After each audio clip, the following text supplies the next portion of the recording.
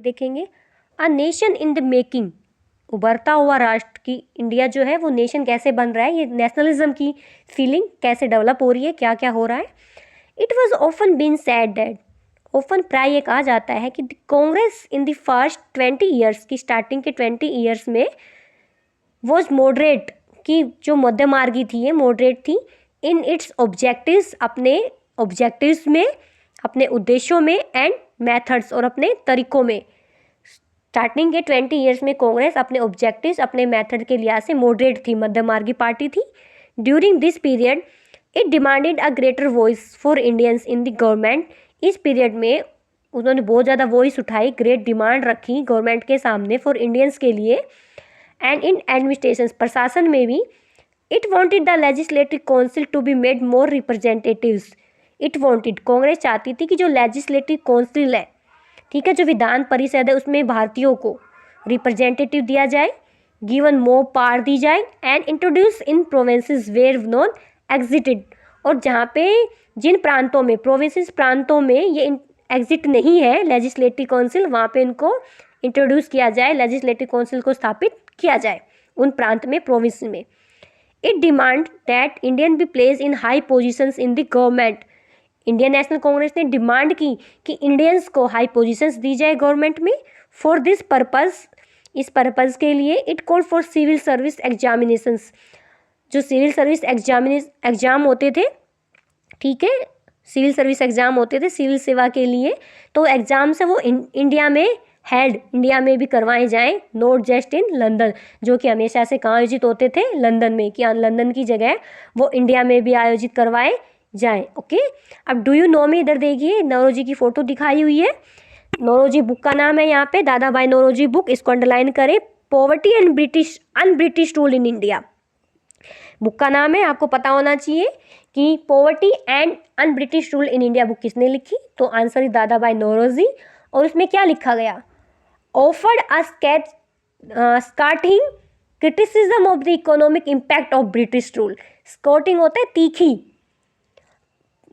तो इन्होंने तीखी आलोचना की है, क्रिटिसिज्म आलोचना किसके ऊपर, इकोनॉमिक इम्पैक्ट की, जो इकोनॉमिक इम्पैक्ट है उसके ऊपर, आर्थिक परिणामों की बहुत ही उन्होंने तीखी आलोचना की है इस बुक के अंदर। ब्रिटिशर्स की, ब्रिटिश शासन के आर्थिक परिणामों की बहुत ही तीखी आलोचना इस बुक में की गई है।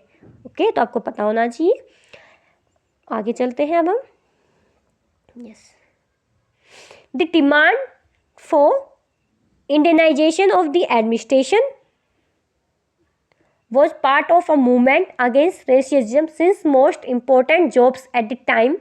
The demand for Indianization, it means भारतीयकरण की जो डिमांड हो रही थी of the administrations, प्रशासन में, was part of a movement, ये उस मूवमेंट का पार्ट था against racism, जो नस्लवाद के खिलाफ जो आंदोलन चल रहा था उसका एक हिस्सा था कि इंडियनाइजेशन किया जाए, भारतीयकरण किया जाए प्रशासन में।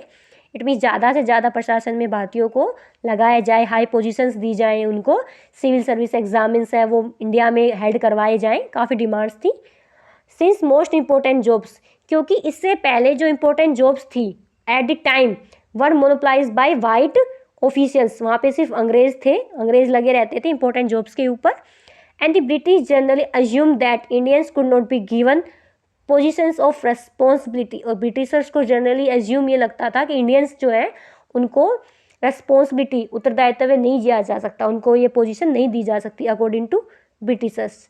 यहाँ पे एक मीनिंग दिया हुआ है रिपेल, जो हम आगे देखेंगे। रिपेल होता है निरस्त करना, किसी कानून को समाप्त करना। ओके, अब ये देखिए, since British officers were sending a major part of large salaries, अब ब्रिटिशर्स क्या करते थे, जो उनकी सैलरी का एक मेजर पार्ट है। अब हमें देखा कि इंपॉर्टेंट जॉब्स के ऊपर ब्रिटिश ऑफिसर्स लगे हुए हैं, तो वो ब्रिटिश ऑफिसर्स अपनी सैलरी का एक मेजर पार्ट, अब ब्रिटिश ऑफिसर्स हैं वो आए तो लंदन से है, तो उनकी फैमिली लंदन में रह रही है, तो वो जो अपना मेजर पार्ट है अपनी सैलरी का, लार्ज पार्ट है, वो कहाँ भेज देते हैं, अपने होम में। इट मीन्स लंदन जा रहा है, कमा वो इंडिया में रहे हैं सैलरी, और अपनी सैलरी वो लंदन भेज रहे हैं। इट मीन्स इंडिया की जो वेल्थ है, इंडिया की जो मनी है, वो कहाँ जा रही है, लंदन में। यही दादा भाई नौरोजी ने अपनी बुक में कहा है। Indianisation, it was hope would also reduce the drain of wealth to England, अगर इंपॉर्टेंट जॉब्स के ऊपर इंडियंस को लगाया जाएगा, भारतीयकरण हो जाएगा, तो इट वॉज होप, ये आशा की जा रही थी कि जो drain of wealth to England, कि जो इंग्लैंड जा रहा है वेल्थ का जो ड्रेन हो रहा है इंग्लैंड में वो रिड्यूस कम हो जाएगा। इट मीन्स भारतीयों को जॉब मिल जाएगी तो उनकी जो मनी है, उनका जो वेल्थ है भारत में ही रह जाएगा, ये उनको लग रहा था। Other demands including the separation of the judiciary from the executive. दूसरी डिमांड ये थी कि जो जुडिशरी है, जो न्यायपालिका है, उसको एग्जीक्यूटिव कार्यपालिका से सेपरेट अलग किया जाए। जुडिशरी का काम अलग किया जाए, न्यायपालिका का और कार्यपालिका का काम अलग किया जाए।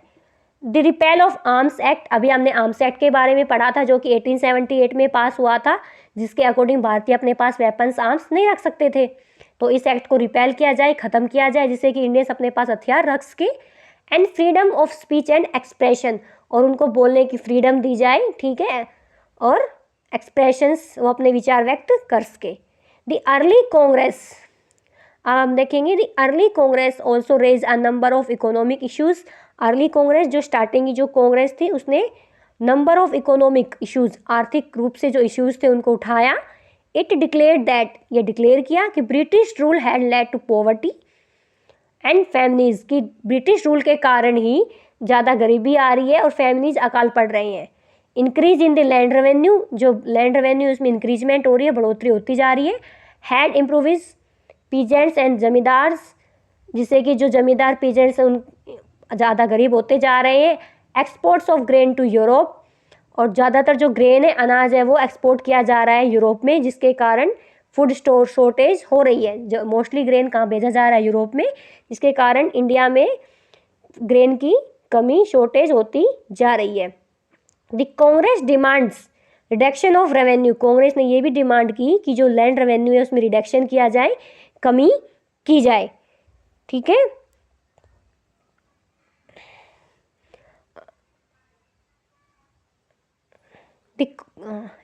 कट इन मिलिट्री एक्सपेंडिचर्स, जो फौज का एक्सपेंडिचर है, जो खर्चा है, उसमें क्या किया जाए, कटौती की जाए।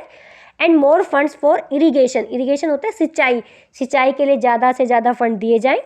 It pass many resolutions on the सार टैक्स, चार टैक्स है उसको रिजोल्व किया जाए।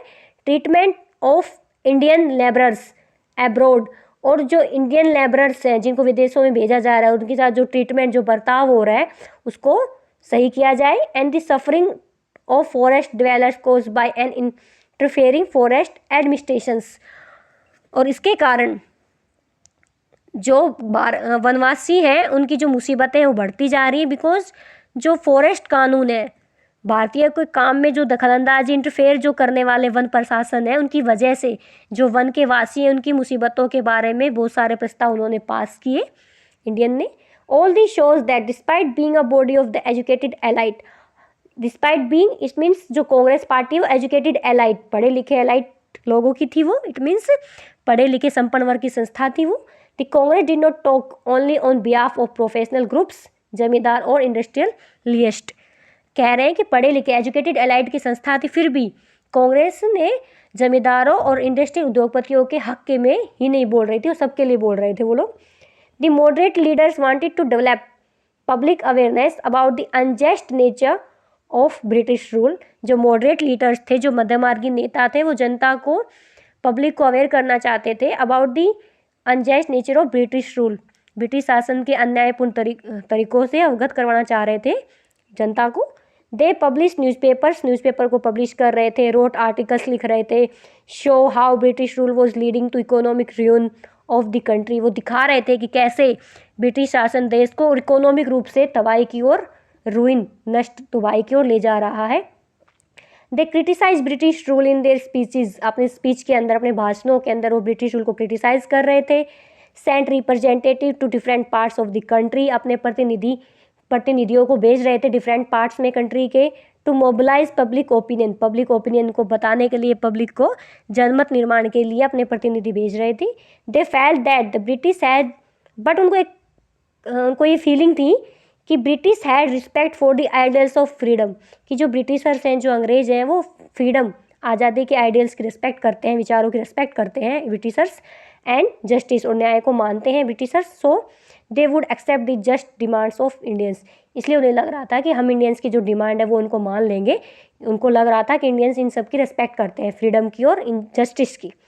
वट वॉज नेसेसरी, और ये बहुत ही ज़रूरी है, देयर फोर की was to express the demands, कि हम इन डिमांड्स को एक्सप्रेस करें उनके सामने, and make the government aware of the feelings of Indians, और हम गवर्नमेंट को अवेयर करवाएं अपनी फीलिंग्स के, हम भारतीयों की फीलिंग्स के बारे में, क्योंकि मॉडरेट लीडर्स को लग रहा था कि वो फ्रीडम की रिस्पेक्ट करते हैं और जस्टिस की, और जब हम उनके सामने डिमांड रखेंगे तो हमारी डिमांड्स को मान लेंगे। ओके, आगे हम नेक्स्ट वीडियोज़ में देखेंगे। Thank you.